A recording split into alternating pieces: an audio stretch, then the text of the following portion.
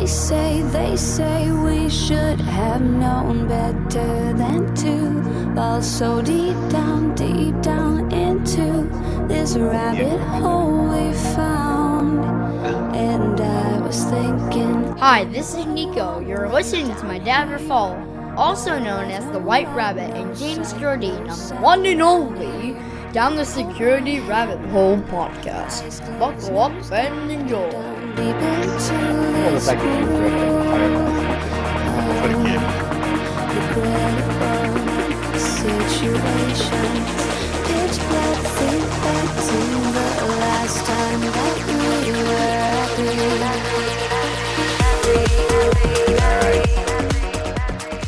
All right, trying something new with that intro on the recording. I stitch it right into the show to get you right on. But all right, good morning, good afternoon, good evening. Welcome down the Security Rabbit Hole to another edition of the Down the Security Rabbit Hole podcast. Oh boy, let's wade into some shark-infested waters of hot takes and bad ideas. This show is Mr. Jim Tiller and I are gonna maybe debate, maybe just agree all the way through, because I put this out on LinkedIn. Some of y'all agreed. I did a YouTube short on this. It's probably one of the most thumbs up. I don't know how you say that. Summed up. Yeah, right. How do you say that one? Ones I've done in a while. But there are some awful hot takes, and there's some decent hot takes on the SEC indictment.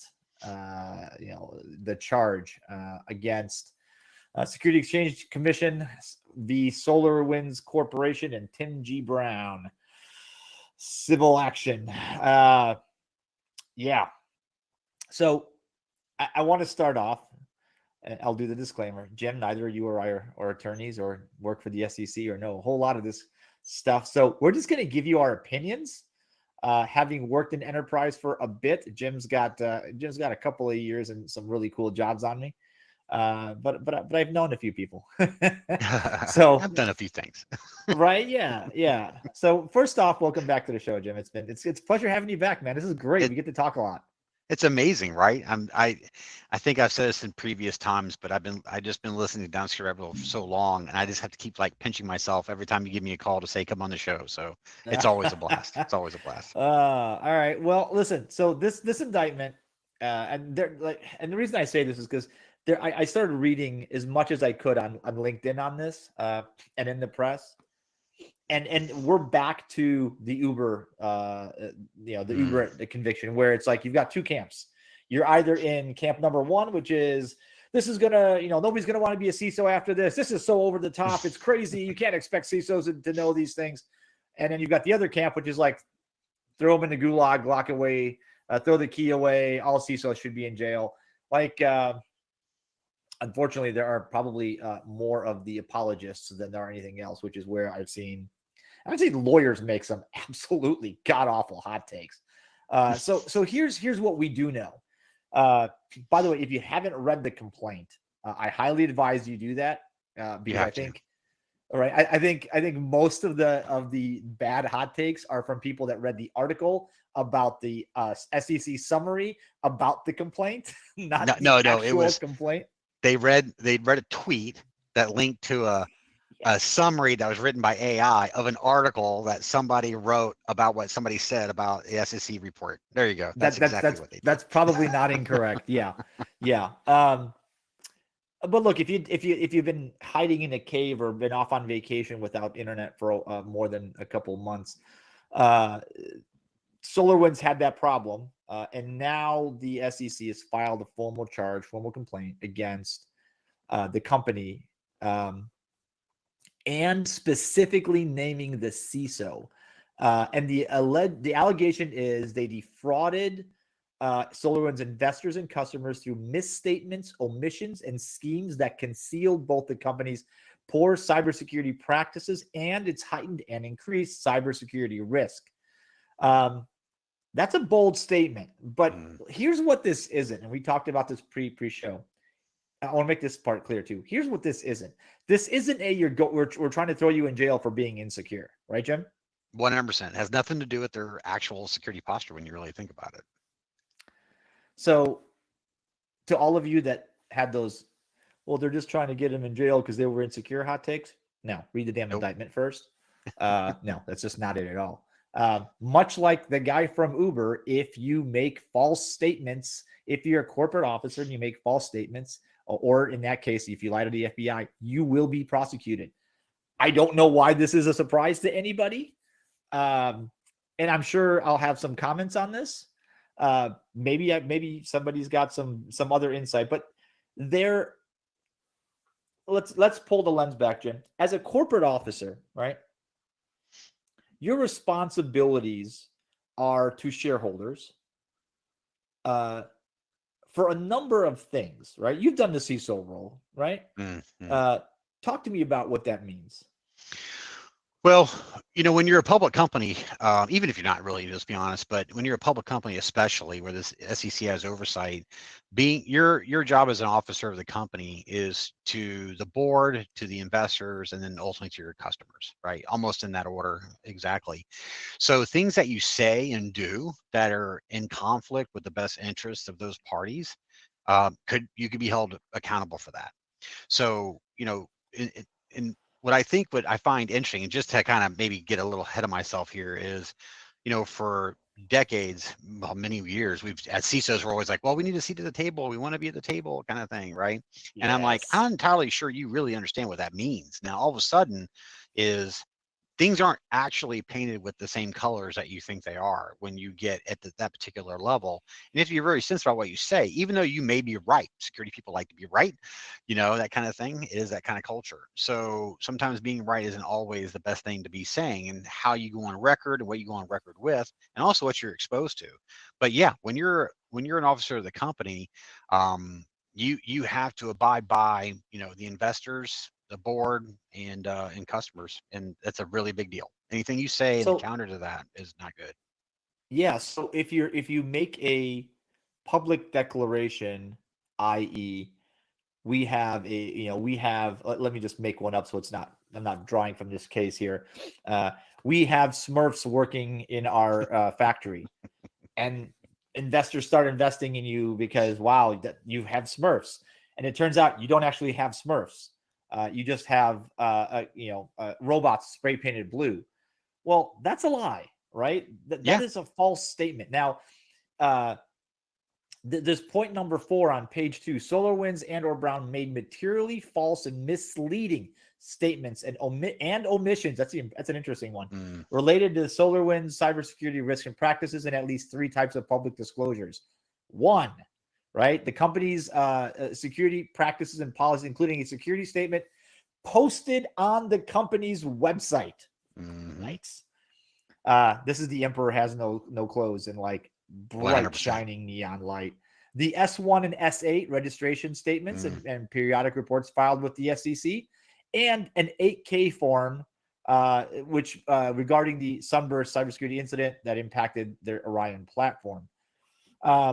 And also, real quick, if you read fully, which you have done, obviously, but for those listening, there's also references to blog posts by Brown, podcasts, where these messages are quote unquote reinforced. It all goes with what the policy you mentioned, the 3 things that you mentioned, obviously, but the one that also stands out as the one on the website, in addition to the SEC reports. And the thing is when you report, and let's build a little bit on the Smurf example, right? Is imagine when you look at, you're an investor and you're making decisions with your money, you are purchasing elements of a company, right? Obviously with the hopes of that company performs well. And so there's all kinds of things that lead into that decision-making process, which includes what officers of the companies say and do and how they operate relevant to the performance of said company. Okay. Now, when you have these proclamations about capabilities, especially in the light of, let's say you want to invest in companies that have a good, solid platform within the cybersecurity space, or have strength in that area because, I don't know, you've invested in other companies that had weak security and that they were held ransom to something like that. The point being is people listen, you go on record. Some of that is on record, whether it be a website, whether it be social media, whether it be media in general, and in this particular case, specific reports into the SEC. So you're making proclamations that people make decisions on, and that is where it all falls apart. And when they say things, and I'd like you to go through those 3 items. Like, one is, what was it? Material incorrect, misleading, false and misleading, and omissions. omissions. That's the interesting one. Yep. That they specifically mention that there were things that were omitted out of this, right? Yeah, Also, that's rough. There's a whole section there about making claims on performing assessments a certain way, using certain standards and things of that nature that were Secure identified SDLC, as blah blah blah. Yep, even COSA. So I think it's really important that you and I and your guest listeners and all this kind of stuff know that we're not trying to like throw Brown under the bus here. What we're trying to say is it almost has nothing to do with security. It has everything to do with how you represent yourself and the company. That's right. And Jim, I think this brings us to kind of where we started is where a lot of these conversations started, perhaps decade plus ago, where security professionals in leadership roles said, we're not getting a seat at the table. We're not seen as a part of the company decision structure. We want to be made, members of the executive table, the executive the executive leadership team, and now you've got the chief information security officer, right? Which is at least an SV, usually an SVP or VP level, which makes you a company officer, which makes you subject to all sorts of other things. Now, that means you probably should have insurance. That means you probably should have a lawyer. That means you should have all these things. And this is going to sound awful, and I can hear it in my head, but I'm going to say it anyway. If you've come up from the technology ranks and you don't know these things, you are walking yourself out into, you are dressed. What is it? What's the line? It's a dog eat dog world, and you're wearing a bacon pants, right? Literally, you are walking yourself out to the slaughter.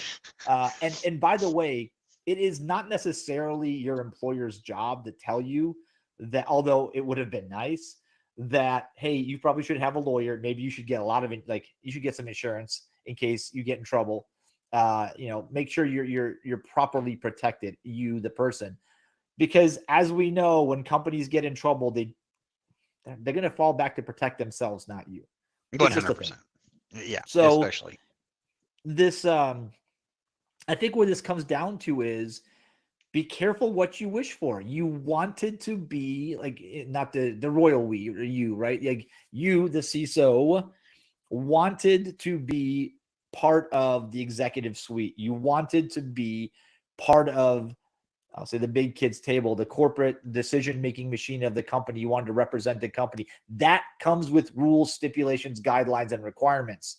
That means you can't just go up on it. This is why many of the CISO friends that I know cannot get up on stage and just talk about whatever they want. It gets vetted through legal, comms, and all sorts of other things, and at many levels. So they are saying things that are truthful, that the company can stand behind, that aren't just like, hey, I had this great idea. I think we should, hey, look, I bet we employ Smurfs in the back there somewhere. People are like, what is he saying? Right. And because immediately the company would go, that statement does not accurately reflect the realities of this company. Like, please don't make decisions.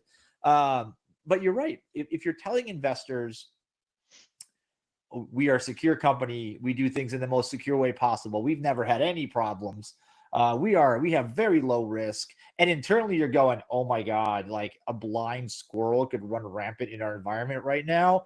3 strokes on a keyboard by a toddler, and they've hacked the entire thing. Like, holy crap, what's happening? Those are like, and by the way, don't put that communication in discoverable format. Good Lord. Like, I'm not a lawyer or an executive, and I know that. Don't write it down. Call somebody.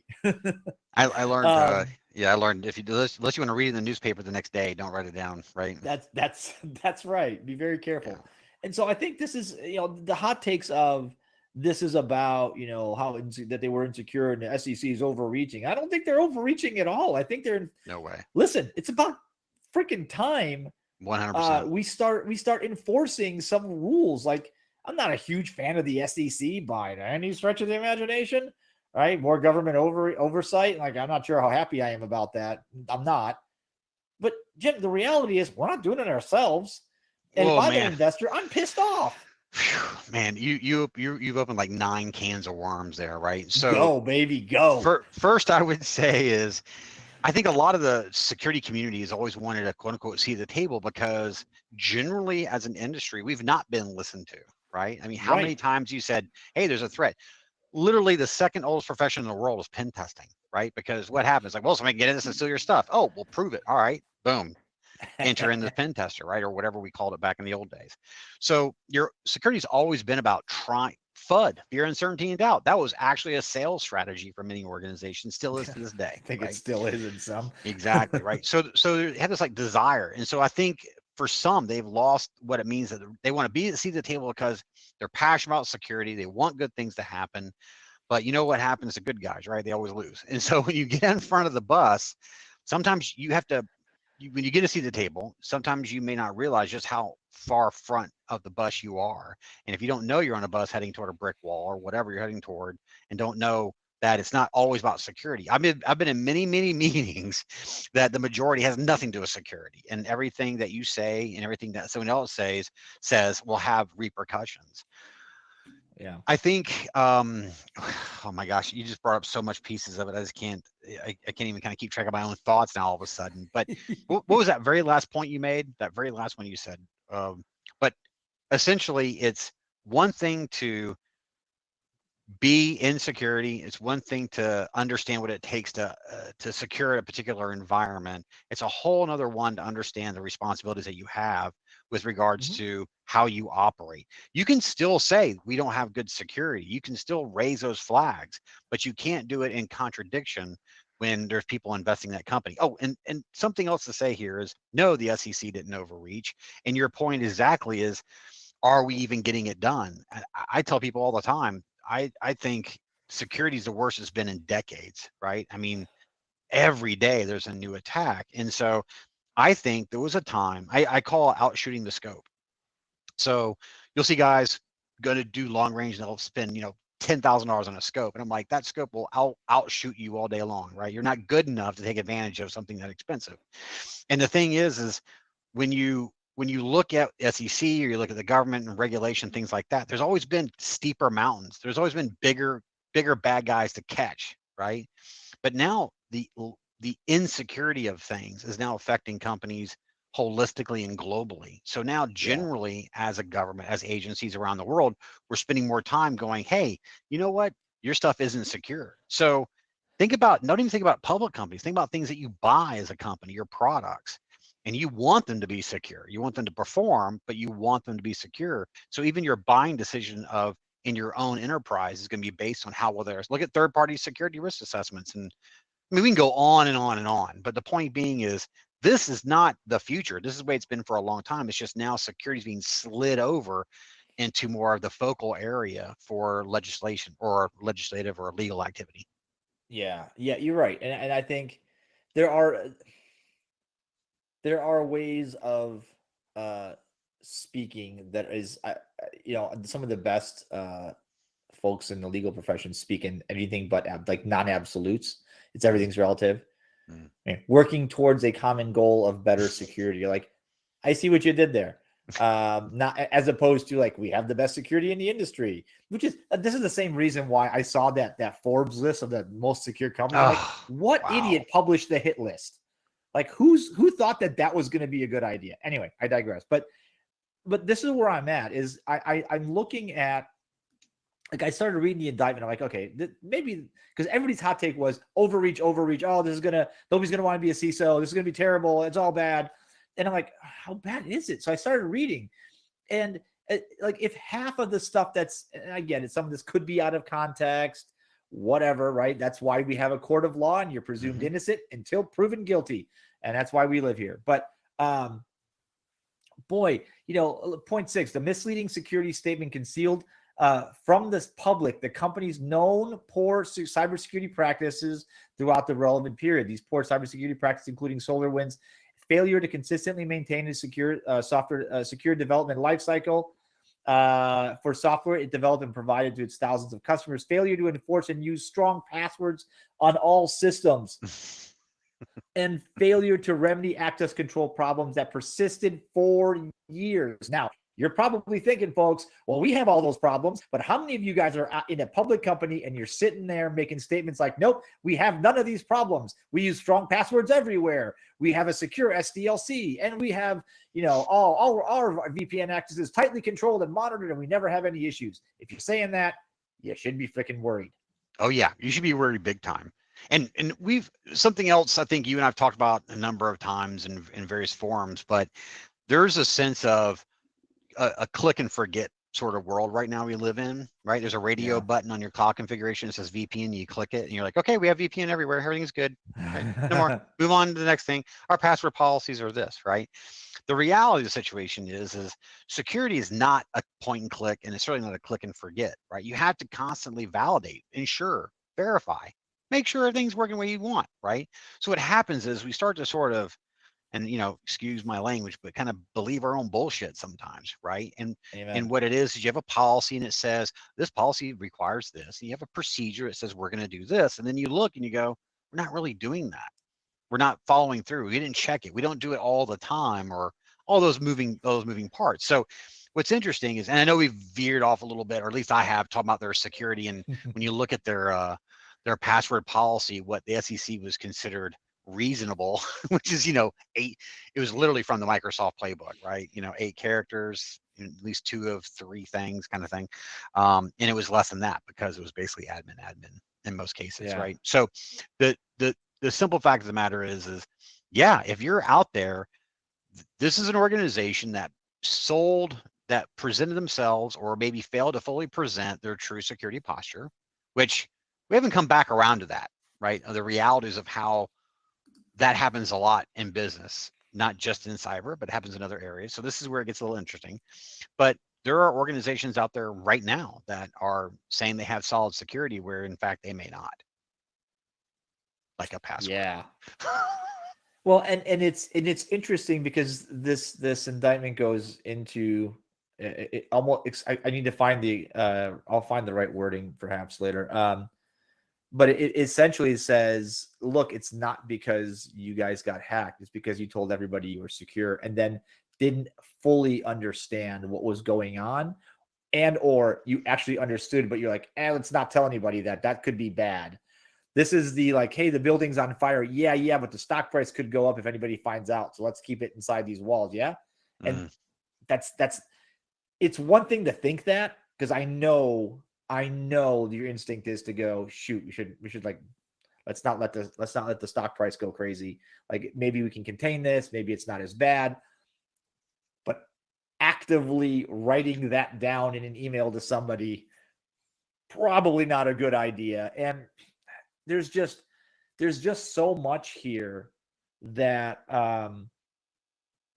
frankly that bothers me, because what I want is accountability. Not just and CISO accountability is one thing, right? Like somebody's got to be accountable for a security program. If you're a corporate officer and you're the person responsible for the security of the program, you are the person responsible for the security of the company, and you're accountable to shareholders and the board and your customers. You have to be super careful about the things you implement and the things you talk about. And I think this, but what's interesting is this actually goes deeper, because as the incident started happening, it was clear that they saw the patterns of like, wow. I think the statement was, this is, what was it? I think you might be thinking the quote that's getting published a lot where it says, well, I lied. Yes. Yeah. That's, which was one of the, that was one of the team members, one of the engineers. Yeah. Like maybe don't write that. That's awesome. I'm trying to find the exact, they're talking about this. They talk about security development lifecycle. There's a section in here that was like, oh, how did they, the products are riddled and obviously have been for many, many years, referencing vulnerabilities. And I'm thinking to myself, good Lord. Like, holy cow, this is actually like people are writing these things. And they were clearly Yeah, I just lied. Point 15 on page 8. Like, wow, man, that's rough. But when you get to the point where you're investing, see, this is like where sorry, my brain's all over the place too. This is the point where we're talking about like, hey, should we have a disclosure within 35 seconds of identifying it, right? Like, let's not do that. Let's give people the right amount of time to figure out what happened, how it happened, when it happened, who it happened to, and how bad is it. Let me get back to the how bad is it last in a second here. All those other things, this is why in incident situations, things inside your company become need to know, right? Because they do not want random employees spouting off about things they may have heard or an artifact that's out of context that they may have seen, because now this becomes part of public disclosure. And maybe hey, listen, maybe somebody broke in. Maybe they hacked crypto locked every system you have, but they didn't get away with anything, right? So yeah, is it downtime? Yes.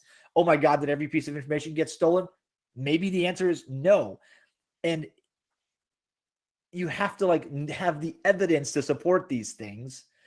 And as you're doing that, only verbalize and express what the evidence tells you in the manner that it tells it to you. Like, don't guess, don't overreach, don't say things like it doesn't appear as though anything bad happened. 2 hours later, you're like, yeah, so they stole everything. Sorry. Those are bad, right? Those are bad things. So I think a little bit of the disclosure laws is coming into play here, because I'm deeply concerned that this could happen. Not the like all the weird cover-up stuff. The stuff before the cover-up, or that they're alleging here, but essentially the part where somebody could get in trouble for disclosing information within whatever period of time they're required to without actually knowing everything they're involved in. So this, yes, guys, this is going to get ugly and complicated. Yeah. Welcome to the C-suite. Yeah. That's all that's really all there's up to say there. Yeah, so you bring in the recent changes from the SEC around reporting, and we're seeing this a lot. I mean, you're seeing it within the federal space with CUI and CMMC, with being incident reporting is a big part of that process. So telling the government basically you've been attacked has become a big deal. And your point about how are you representing the security, and then now all of a sudden you have this overarching demand from the SEC around reporting. Now imagine those conversations in the big room, right? Yeah. So there's been an incident. You're the CISO. You're on deck. Everybody's mad at you because you said you were secure, and then now you're in a position where you have to, okay, it's a 70-second hour. We've got to hit send on this report to the SEC. What are we going to say, right? And I think the challenge is that, the thing we have to understand is being responsible for security at that level, at a C level, is really, really, really, it introduces a lot of conflict, because one is, how do you have a good understanding of the threat dynamics? How do you have a real understanding of your vulnerabilities any given day? Log4j example, insert here. Yeah. So the thing is you're having to speak on behalf of that risk posture, okay? And as humans, we tend to sort of maybe overstate a little bit, which is classic in this case, right? So you're constantly being a position where you don't have a strong foundation for which to operate. Let me give you an example. If you're a lawyer, you went to school, several of them perhaps, and then you had to pass a bar in the given state that you want to do law in. And some people pass bars in multiple states, as an example. So you always have the law to sit back on. There is a point in time where you have something to reference yourself against, right? Unfortunately, in cybersecurity, given technology is so dynamic and all the things that we know and understand and love, it's a meandering river of challenges. So you always have to think in the context of risk. So I always advise people, say, you stay in your lane when it comes to risk. You pick the risk profile and you navigate that. But at the end of the day, is you bring it back around to what we talk about, the incident response piece. If you're having to report and you're going to put something in there, you're going to find people either trying to protect themselves or stepping out, either saying it's a lot worse. It's much worse than we think it is. That way they're protected. I mean, it's the same thing. I mean, RSA went through that several years ago when they thought every key was done, but they got on the phone with all their customers, said, okay, we got cracked, when in fact, that's not what happened. right? So they over rotated, but Yeah. that's what's going to The happen. It's a lot of other, over rotation, I think. yeah. So listen, the other piece that really kind of chapped my hide a bit was I've seen several of these comments made where somebody says, well, this required, there's this whole issue of like materiality, like you're supposed to decide, you need to know what's material to disclosure, like what's material to your investors when it comes to what you're disclosing. Like, well, how is a CISO supposed to know that? And my first thought was, dude, that's literally part of the job. That's literally and actually part of the job. Like, does this impact my shareholder? Does this impact shareholder value? If you cannot answer that question, I would argue you're a pretty shit employee. And I'm sorry to be so blunt, and that's going to anger people, and frankly, it should, because if you are a low level employee and somebody says, hey, that application is down, or that network segment is down, or we've just broken 500 laptops in the organization, does this matter to the company? You should know the answer. There is no, I don't know, that's not my job. What do you even do here? Right? I'm this is something I am exceptionally passionate about, because I've worked with far too many people that are in security jobs that you ask them, what do you do for the company? Like, security, like, I know, but why? To what end? To do what? And they're like, I don't know, I'm just here to follow, make sure that they don't get hacked. You're like, how do Yeah. you know if you're doing a good job? Because I'm telling you, in today's world, in the reality we all live in today, we can't get hacked. If that's your goal, like if that's your metric, and it's either, oh, if we get hacked, I failed. If we don't get hacked, I've succeeded. You're in for a You're a career of failure. failure. Yeah, 100%. Like, get used to hating your job, because Yep. this is going to happen over and over and over and over again. The car industry has done so much to keep people from hurting themselves, and yet we build bigger and badder idiots that constantly hurt themselves and others. We find new and exciting ways to drive drunk, otherwise impaired, putting on makeup, reading the newspaper, texting or tweeting or Texting. whatever. Yeah. Like, this technology rolls forward and we get dumber. This is like, it's so frustrating, because how was I supposed to know? This is your job. And especially if you are an officer of the company, this is part of the job description. Full stop.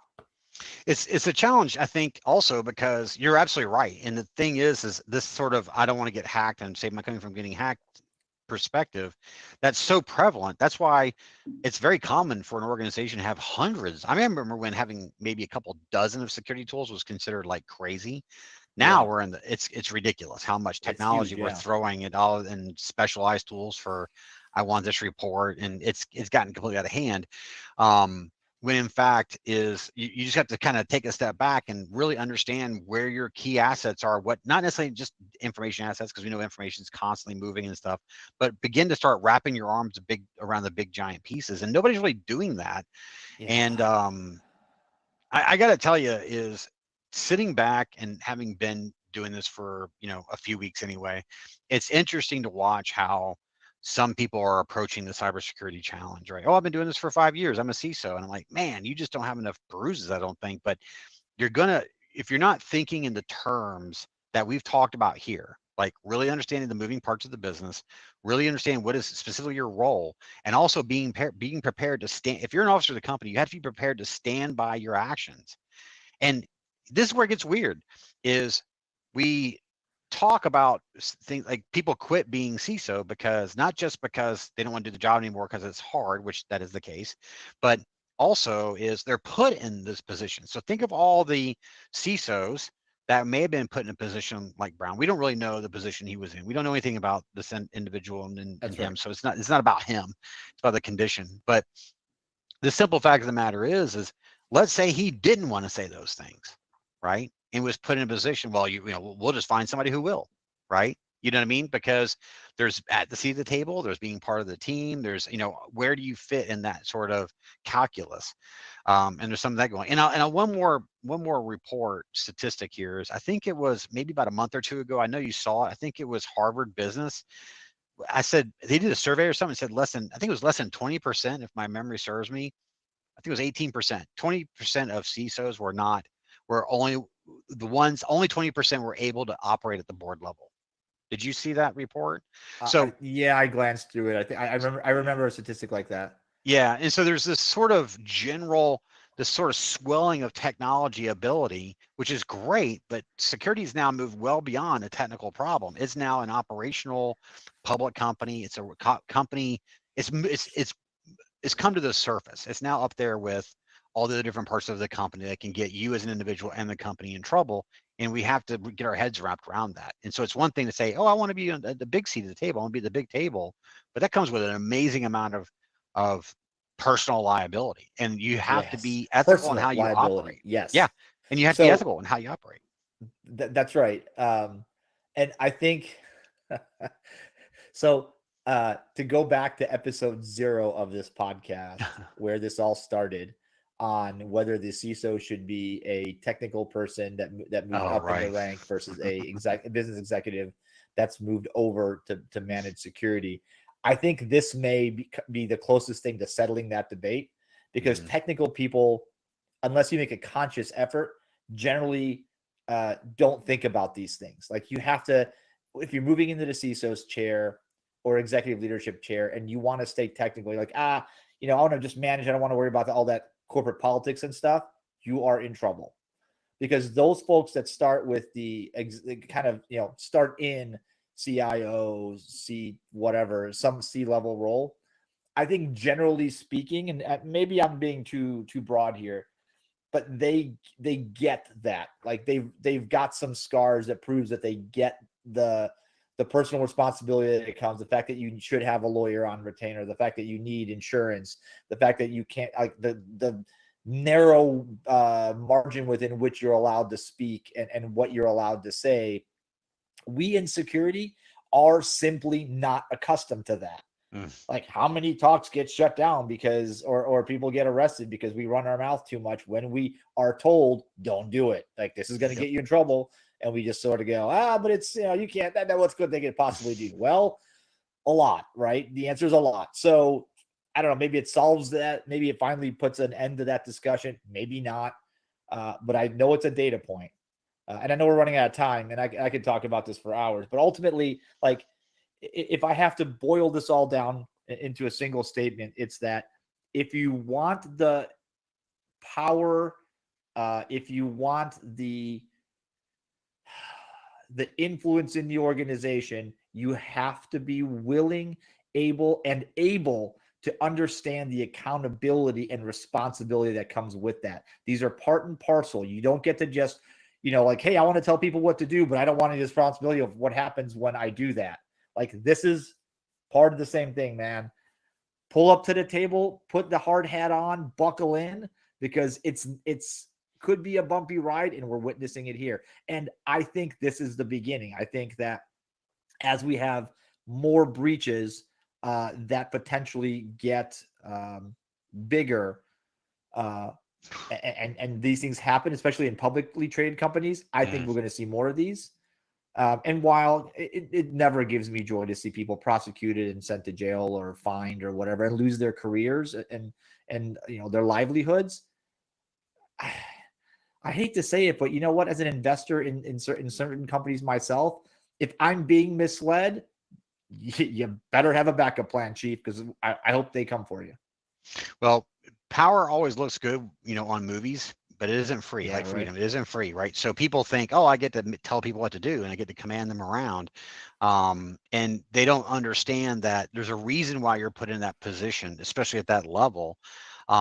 Somebody's going to have to take the fall eventually. You're not there to point people. You're there to take responsibility, and then people work for you because you're a single person. You don't have the ability to single-handedly do all those different things. So you're accountable, and your team is maybe accountable to you, but you're ultimately accountable to the investors and the board and to the law in many cases. And I think sometimes that last little bit sort of gets clouded by make a lot of money and all this kind of stuff. And at the end of the day, so I guess my point is, I think I've been waiting for security as an industry to kind of take the turn. right? And we can talk at length about this, but the point being is that we kind of need, I won't say need to grow up as an industry. That's kind of ludicrous, but we do have to recognize it's a very new industry for all intents and purposes. And as such is there are certain aspects of it where it's not, you don't just need to be technical. I think those days are kind of gone now. And I think also is with all the attacks that are happening endlessly, it's clear we have not moved the ball down the field from a security perspective. We're just not keeping up. Yeah. It's always been like Yeah. that, but I mean, it's like really bad now. So hopefully this will, again, like you, I actually, I don't know Brown. I hope everything turns out okay. I don't want to see anybody have to go through problems, but as a member of this industry and as just a general person, I think I like the idea of companies being held more accountable for security. Just let's keep making sure we're improving and moving the ball down the field, kind of thing. Yeah, 100%. All right, that's a good place to end it, folks. Go read if before you make a hot take, go read the damn thing. Go read the document. Make sure you know what you're arguing, because if you say silly things, people are going to make silly remarks back at you.